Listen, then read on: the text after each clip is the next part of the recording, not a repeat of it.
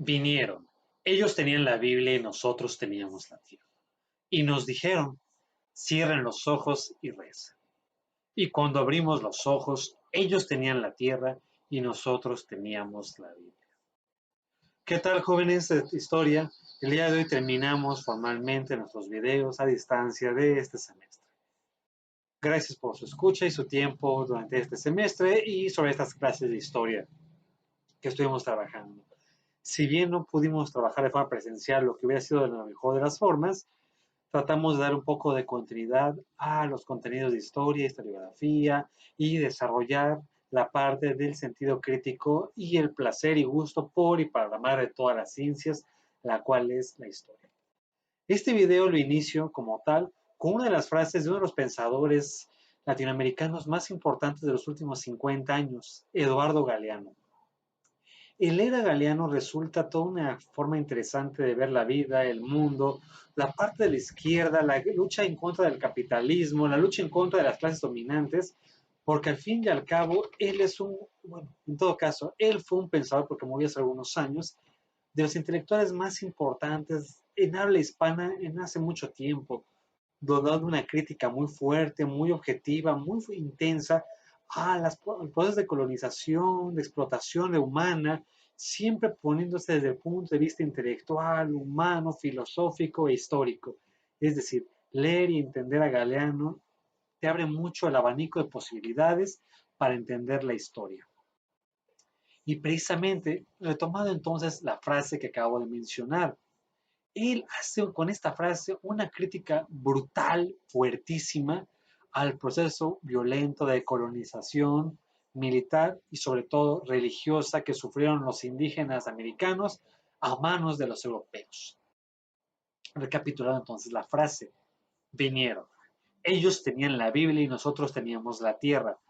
Hay que entender esta parte, desentender cada idea de cada parte bipolar. Mientras en América el sentido de defensa de la tierra es algo fundamental para la población indígena, es decir, todos los pueblos mesoamericanos tenían una vinculación fundamental para con la tierra. De ahí el nombre de la Tonantzin, la madre tierra, esta vinculación con la tierra, con los elementos, con los puntos cardinales, con la vida misma. Es decir, para los indígenas lo más sobresaliente y lo más preciado es la dignidad humana y la tierra misma.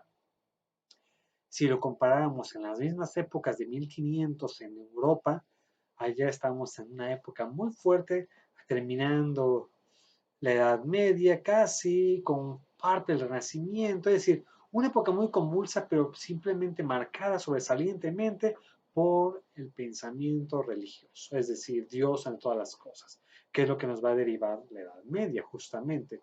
Y precisamente la frase dice, ellos tienen la Biblia, o sea, los europeos lo más importante que tenían era su libro, la Biblia, la palabra de Dios. Y nosotros teníamos la tierra. Cuando llegan los españoles con los religiosos aquí, todos sabemos cómo fue la conquista religiosa, por dos formas. Fue la conquista por la parte militar y por la parte religiosa, muchas veces de la mano ambas. Si no creías por la Biblia, por la cruz, creerías por la espada, y si no, con ambas. Esta frase encierra una tristeza y un romanticismo brutal, porque al fin y al cabo continúa con el término. Cierren los ojos y recen. Es una máxima religiosa. Cierra los ojos, Inca te pide perdón, vincúlate con tu Padre Dios y reza. Es una forma de llegar a Dios. Y dentro de la parte metafísica y religiosa, una forma muy cercana, sí, justamente a la trascendencia cuando lo desvinculamos de un punto de vista económico y comercial. Realmente es algo intenso e interesante esta parte teológica. Aquí el punto de la crítica galeano es cierren los ojos y recen. No era para rezar, sino para cometer un atraco, un engaño como tal brutal. Y cuando abrimos los ojos, ellos tenían la tierra y nosotros teníamos la Biblia. Es decir, nos habla de un engaño brutal, una usurpación, un robo, un genocidio brutal emanado y justificado en nombre de Dios. Es decir, lo que hemos visto de la colonia en este semestre justifica, legitima y ejemplifica lo que acabo de mencionar. No podemos entender ninguno de los temas que hablamos de la colonia sin entender entonces la parte religiosa. Hablamos de la Inquisición, de las órdenes religiosas, del arte, de la guerra, de la conquista, de los virreyes, y todos tienen un común denominador para bien o para mal. La iglesia está vinculada en todos ellos, como mecenas, como castigador, como conciliador, como evangelizador, como explotador.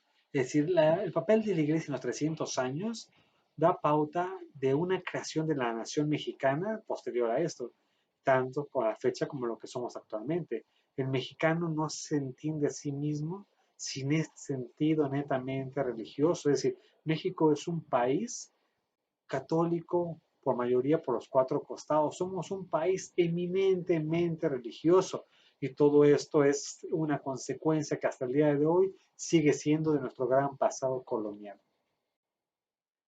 Tenemos a donde quiera que vayamos iglesias, inclusive aunque estemos en un calendario civil, ustedes chequen los principales periodos de vacaciones en el año. Uno de ellos, el de abril, marzo-abril, Semana Santa. Es decir, entonces, ¿somos una sociedad laica, una educación laica o no? Porque al fin y al cabo nos seguimos manejando que los días de no trabajar son los días santos. Jueves santo, viernes santo, el sábado de gloria. Y todo tiene que ver con motivo religioso. Y este motivo religioso los mexicanos lo aprendimos y lo interiorizamos desde la pasada colonia. Entonces no somos tan laicos como pensamos ser. Estas son las primeras vacaciones. Las otras importantes, Navidad. La natividad, el advenimiento, el nacimiento de Jesús, religioso al fin y al cabo. Otra consecuencia fundamental religiosa en nuestra educación.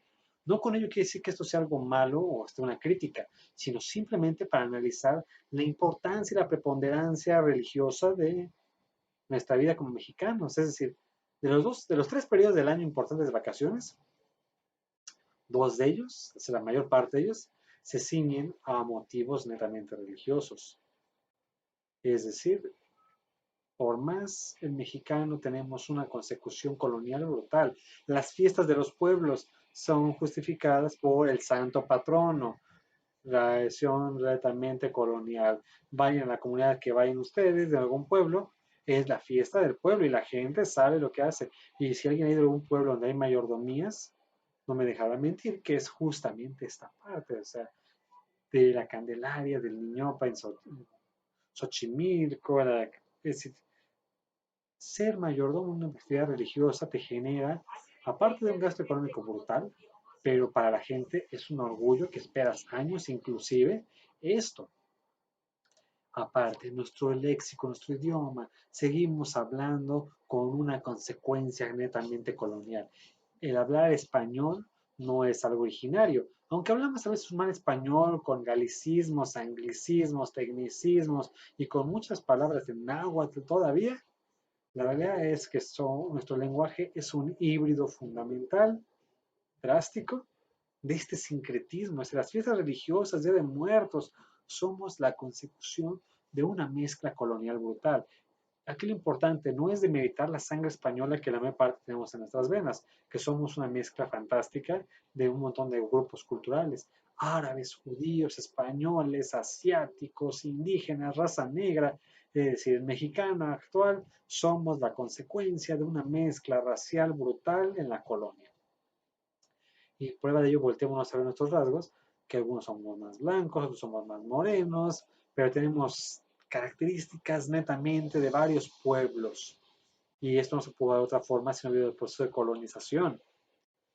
Es decir, si hacemos un recuento de los daños de estos 300 años de la colonia o de las virtudes, tenemos mucho que agradecer y mucho que criticar, pero al fin y al cabo es la que somos como mexicanos, somos el resultado, la consecuencia de todo esto. Nuestro idioma, nuestra tradición, nuestra sangre, nuestra familia, nuestra forma de vivir, de casas, de educación, es netamente sincrética, es decir, una mezcla cultural fantástica para esto. Y por eso pues, ustedes como maestros de la madre de todas las ciencias, la que es la historia, todas las demás se rinden ante ella, porque no existen las demás si no existiríamos nosotros los historiadores, tenemos que honrar y dar fe de esto como tal. Y por eso son ustedes herederos de más de 5.000 años de historia de todo el mundo para poder hablar de lo que ha pasado, de todas las culturas, de cómo las tradiciones romanas, las tradiciones egipcias, las tradiciones asirias, caldeas, babilónicas, sumerias, acadias, japonesas, mongolas, árabes, romanas, griegas, españolas, celtas, son lo que da esta mezcla junto con la beta mesoamericana que somos nosotros, esta parte. Este semestre básicamente fue para entender esto y centrarnos en un pasado que a veces no se estudia mucho, como es la colonia, porque parecía que para el mexicano actual, un mexicano recalcitrante proindígena, parece que es una mancha esta mezcla. Pues la historia básicamente no es la idea de buscar vencedores ni vencidos, sino así entender realmente nuestro pasado, quiénes somos, de dónde venimos, hacia dónde vamos, potencialidades, pasado, presente, futuro, y tener un discurso homogéneo para poder hablar de toda la heterogeneidad que hay en el conocimiento. Y por ello les pido a ustedes que sepan y puedan hablar de lo que les pida, del tema que les doy, del tema que se me ocurra, preguntarles y cuestionarlos qué es, cómo se construye, cómo se concibe esto. Y espero que este semestre les haya servido para, como les he dicho en clase muchas veces, no ser más sabios, sino que dejemos de ser un poquito menos ignorantes de lo que nos levantamos hoy en la mañana. Como tal, este semestre fue un placer haber trabajado de nuevo con ustedes. Gracias por su tiempo, por su escucha. Van empezando su formación de maestros de historia, pero realmente vale toda la pena del mundo estudiar historia. Te da una cultura general brutal, te da un manejo literario fantástico, te permite hablar y conocer, saber y viajar y hacer muchas cosas.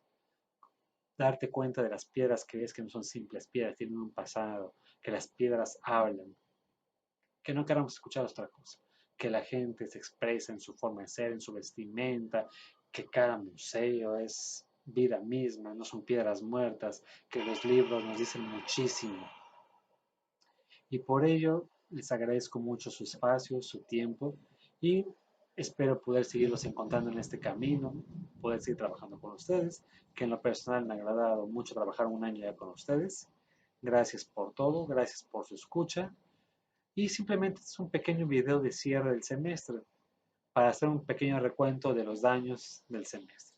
Gracias por todo, espero que se encuentren muy bien en casa y más que nada gracias por su tiempo, por su paciencia y esperemos seguir encontrándonos en el camino. Recuerden que Roma no se un día y que el proceso de ser maestro de historia se va haciendo poco a poco. Cada vez uno se va apasionando más de saber un poco más, de conocer más, de leer más, de escuchar más. Espero haberles podido aportar un poquito a su formación. Quizá otros maestros en el semestre aportaron más a su formación, probablemente, factiblemente. Y esperamos no haber sido una carga en su formación académica. Y si lo fuimos, trataremos de mejorar un poquito más para el futuro. Saludos a ustedes, a sus familias y gracias, como les repito, una vez más por todo este semestre. Un placer trabajar con ustedes y nos vemos.